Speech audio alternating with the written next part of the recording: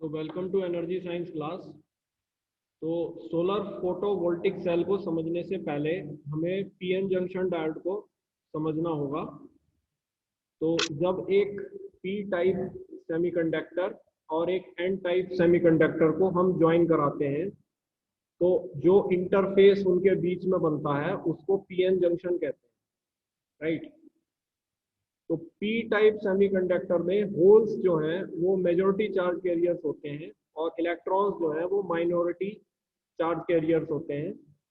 जबकि N type semiconductor में electrons जो हैं वो मेजॉरिटी चार्ज कैरियर्स होते हैं और होल्स जो हैं वो माइनॉरिटी कैरियर्स होते हैं। तो जब पी टाइप सेमीकंडक्टर को हम एन टाइप सेमीकंडक्टर से ज्वाइन कराते हैं, राइट, तो एक ये जो होल्स होते हैं ये पी रीजन से एन रीजन की तरफ डिफ्यूज करते हैं, क्योंकि जैसा मैंने आपको कैरियर ट्रांसपोर्ट में बताई थी बात कि चार्ज कैरियर्स की टेंडेंसी होती है कि वो हाई कंसंट्रेशन रीजन से लो कंसंट्रेशन रीजन की तरफ डिफ्यूज करते हैं, राइट। तो क्योंकि होल्स का कंसंट्रेशन पी रीजन में ज़्यादा है तो इसलिए वो एन रीजन की तरफ डिफ्यूज करेंगे, और इलेक्ट्रॉन्स का क्योंकि कंसंट्रेशन एन रीजन में ज़्यादा है तो वो पी रीजन की तरफ डिफ्यूज करेंगे, right.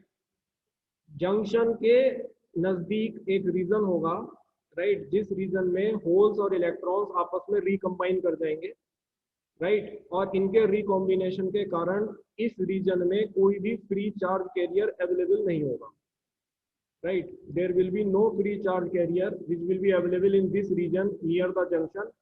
This region is called as depletion region. इसको depletion region इसलिए कहते हैं क्योंकि इस रीजन में कोई भी फ्री चार्ज कैरियर नहीं होता है।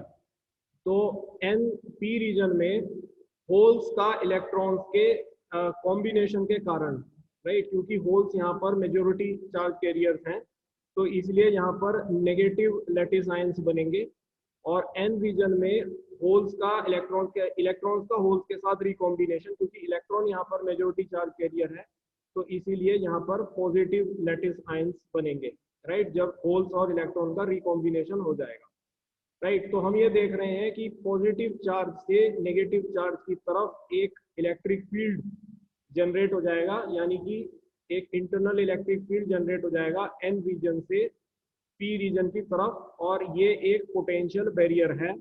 इस पोटेंशियल बैरियर के कारण पी रीजन से होल्स का एन रीजन में डिफ्यूजन रुक जाएगा और इलेक्ट्रॉन्स का एन रीजन से पी रीजन में डिफ्यूजन रुक जाएगा, राइट।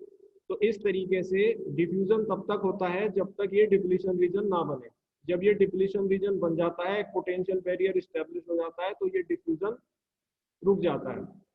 अब हम पी रीजन को अगर पॉजिटिव टर्मिनल ऑफ बैटरी से कनेक्ट करें और एन रीजन को नेगेटिव टर्मिनल ऑफ बैटरी से कनेक्ट करें तो एक इलेक्ट्रिक फील्ड लगेगा, एक्सटर्नल इलेक्ट्रिक फील्ड लगेगा जिसकी डायरेक्शन पी रीजन से एन रीजन की तरफ होगी, राइट। इस लगाए गए फील्ड की वैल्यू इस इंटरनल इलेक्ट्रिक फील्ड से यदि ज़्यादा है तो एक बार फिर से होल्स जो हैं वो पी रीजन से एन रीजन में ड्रिफ्ट करना शुरू करेंगे in the direction of applied electric field, और इलेक्ट्रॉन्स जो हैं वो एन रीजन से पी रीजन में ड्रिफ्ट करना शुरू करेंगे in the direction opposite to the applied electric field. तो ये हमारा ड्रिफ्ट करंट होता है।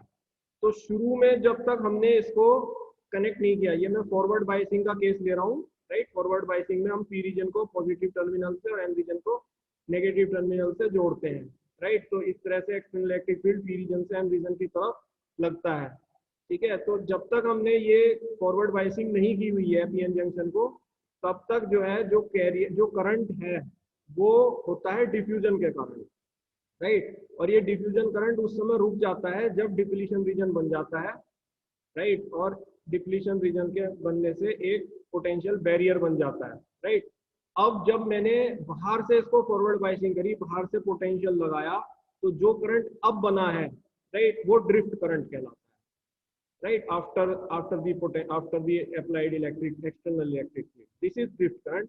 तो ड्रिफ्ट करंट जो है वो हमारे होल्स और इलेक्ट्रॉन्स दोनों के कारण होता है इन ए सेमीकंडक्टर, राइट। तो this is the functioning of your PN junction diode, right. तो ये पीएन जंक्शन डायोड ही हमारी सोलर फोटोवोल्टिक सेल में यूज होती है, तो इसलिए हमें इस जंक्शन को समझना जरूरी था।